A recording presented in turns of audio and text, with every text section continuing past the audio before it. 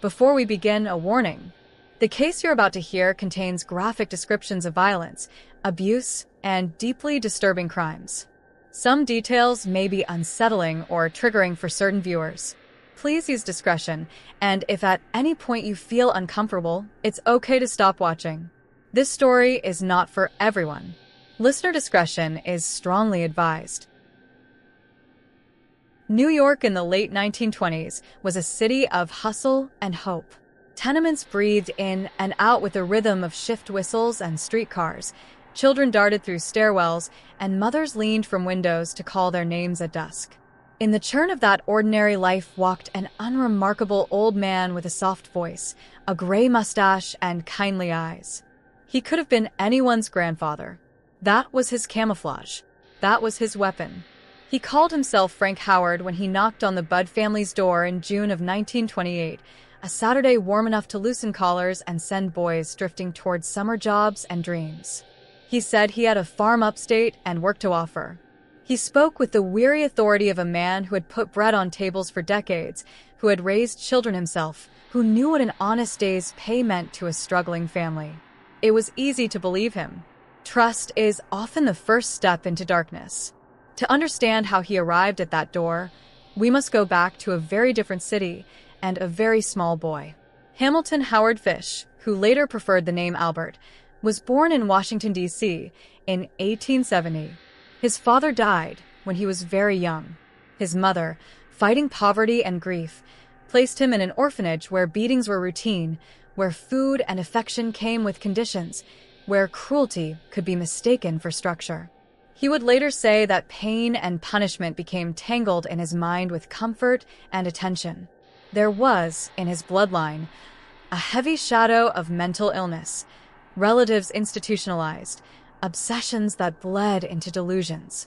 Whether nature dug the trench or nurture filled it, the result was the same, a psyche twisted toward the macabre. He grew into a slight, quiet man, the sort who could slip through a crowd without bending the air around him. He married, fathered 6 children, painted houses, and moved through life like a ghost with a lunch pail. Behind closed doors, though, his inner compass spun wildly. He punished himself with small ritual agonies, scratched at moral scabs he insisted were divine. He drifted through boarding houses, sent letters that frightened strangers, and developed a predatory patience.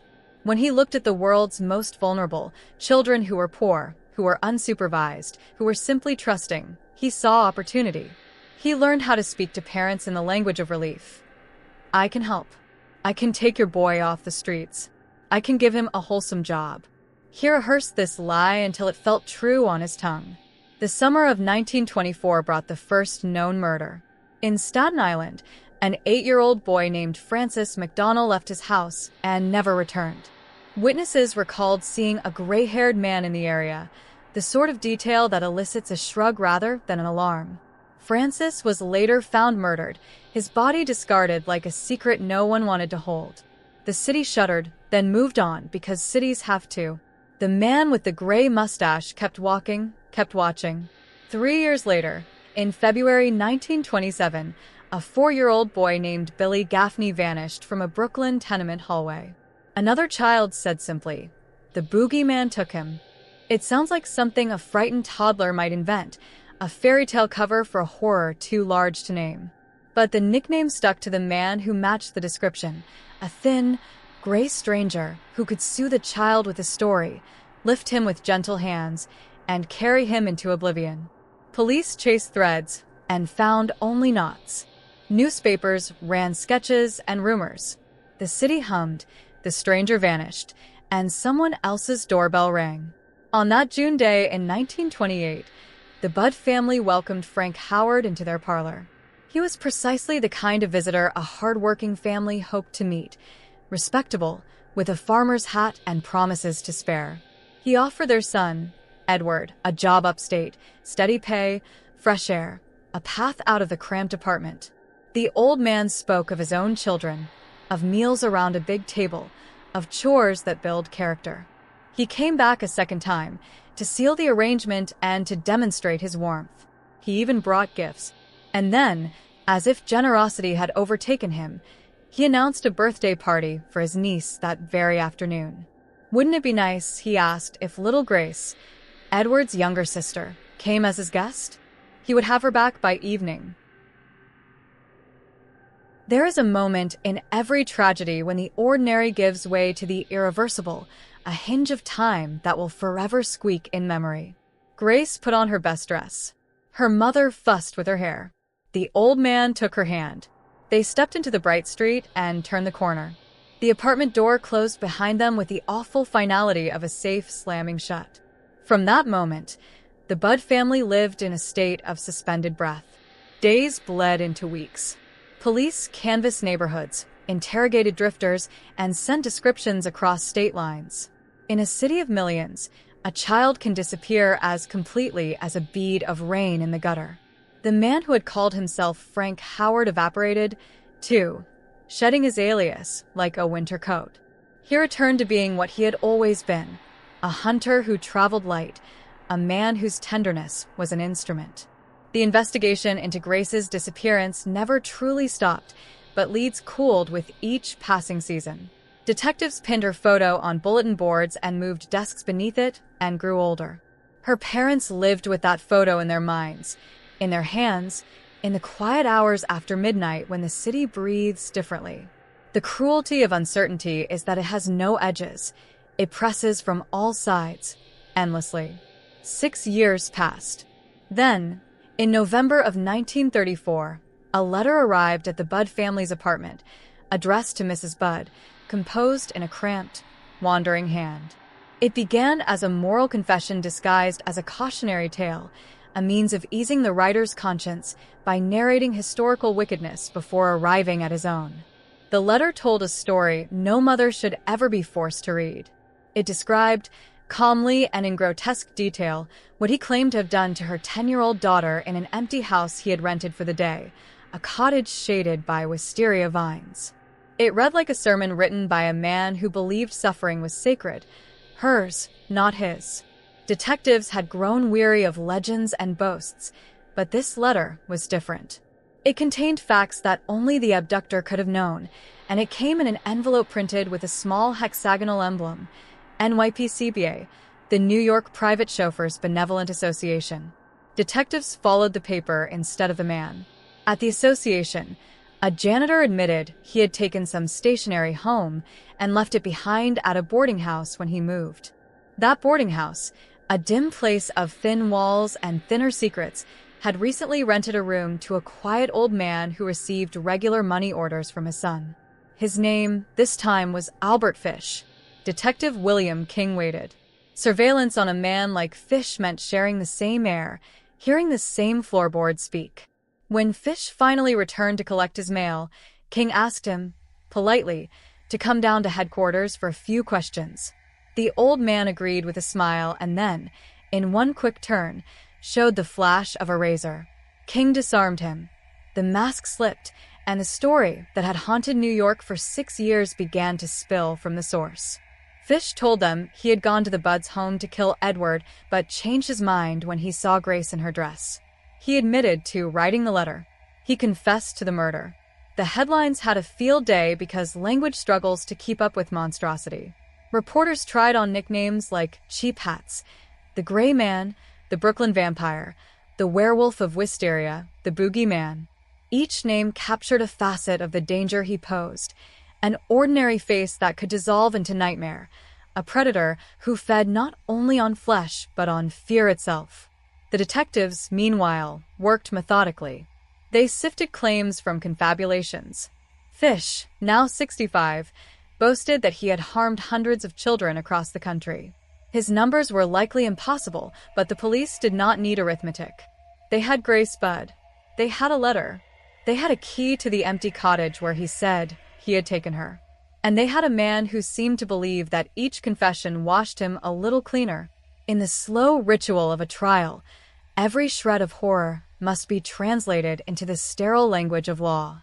In March of 1935, in White Plains, New York, the state put Albert Fish on trial for the kidnapping and murder of Grace Budd. He pleaded not guilty by reason of insanity. He had spent decades tethering his impulses to religion. hearing what he called the voice of God bidding him to sin, inventing private liturgies of harm and penance. His defense argued that such a man could not be held to the standards of sanity. The prosecution argued that he knew right from wrong and hid his actions precisely because he understood their wickedness. The courtroom heard from psychiatrists who described a mind crowded with deviant compulsions and a body marked by years of self-inflicted wounds. They cataloged behaviors ordinarily consigned to sealed reports. They spoke of obsessions that formed a grotesque constellation around his desire to harm. But experts also noted his discipline, his planning, his use of aliases, his methodical pursuit of children he believed would not be missed by powerful people. They spoke of the way he charmed and deceived parents, of the staged trust, of the bait. It is a particular kind of evil to weaponize kindness. Testimony established Grace's last day, that second visit, the dress, the made-up birthday party. It traced the pencil lines of his ruse, the cottage rented under false pretenses, the timing, the long walk. The letter was read in court, redacted but still toxic. Jurors watched Mrs. Budd as portions were described, the way grief hardens into a mask so it cannot fall apart. The name Frank Howard fell away for the last time. The man in the dock was Albert Fish, and the jury saw him clearly. Outside the courthouse, the public struggled to make sense of him. Some people wanted to reject him as an aberration so far beyond the pale that he was essentially inhuman. But that impulse lets us off the hook. He wasn't a mythic monster born in a cave.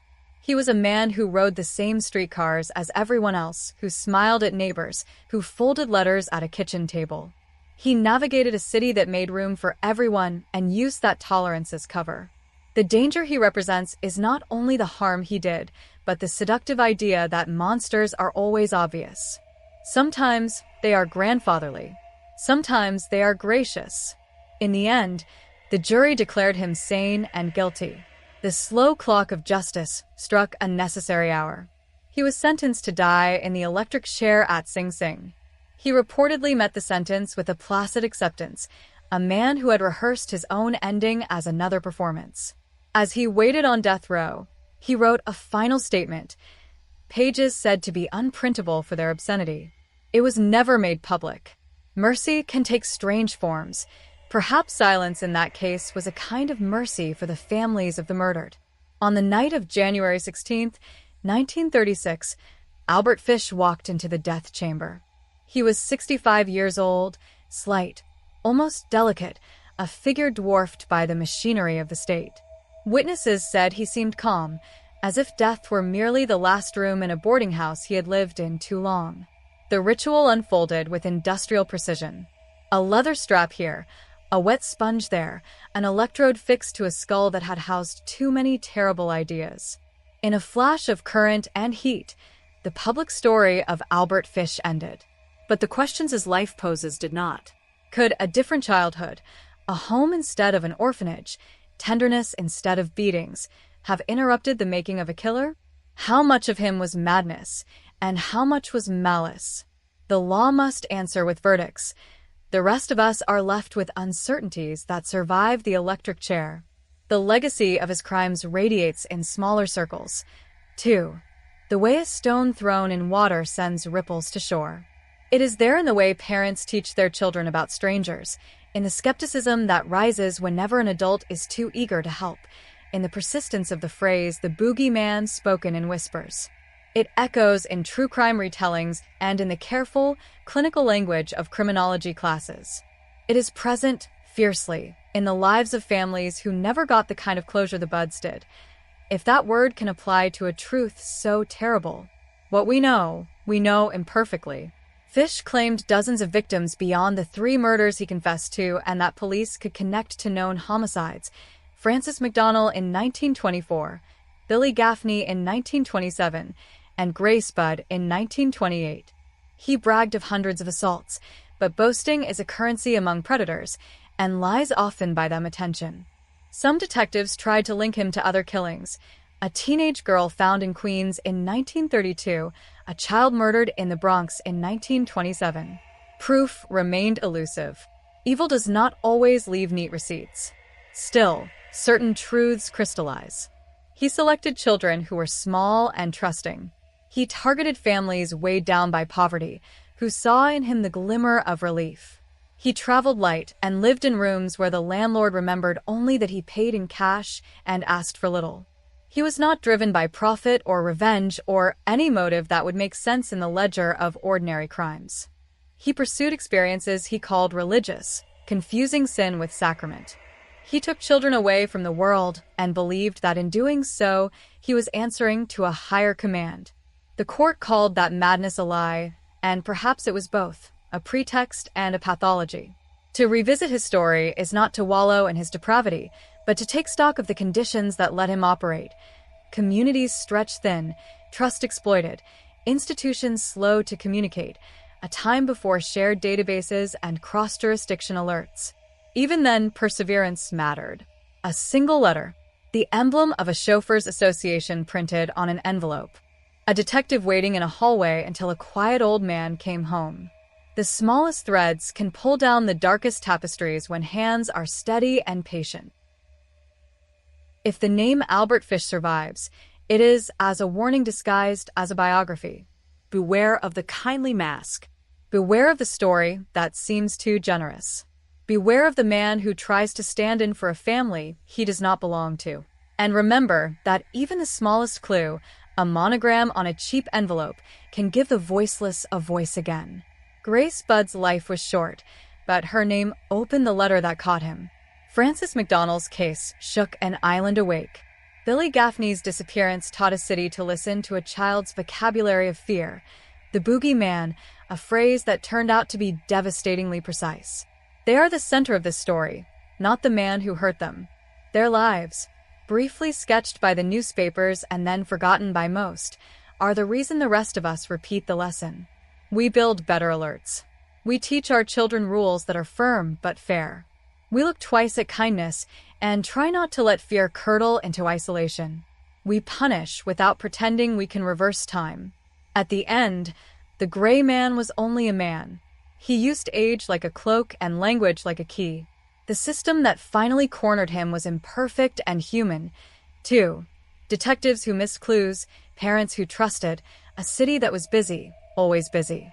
It is tempting to believe that evil of that magnitude cannot happen again, but it comes back in new costumes. The warning stays current even as the decades turn sepia. The last thing to say is not about him at all. It is a wish sent backward through time to a girl in a dress, to a boy on a Staten Island road, to a child in a Brooklyn hallway. It is the wish every parent makes and every detective fights for, that ordinary days remain ordinary, that the distance between a doorbell and safe return is never measured in years, that the stories we tell our children at bedtime never become headlines. And when the rare monster does appear, that we notice not only his teeth, but the smile he hides them behind, and that we pull the thread patiently until the whole disguise comes apart. And so ends the story of Albert Fish, the so-called gray man, a predator who walked unnoticed through the streets of New York, hiding in plain sight behind a mask of frailty and kindness. His crimes remind us that evil does not always wear the face of a monster. It can look like the neighbor, the stranger on the train, or the kindly old man at the door. If you found this story chilling, don't forget to subscribe for more true crime cases from the shadows of history. Until next time, stay safe, stay aware, and remember, the scariest monsters are often the ones we never see coming.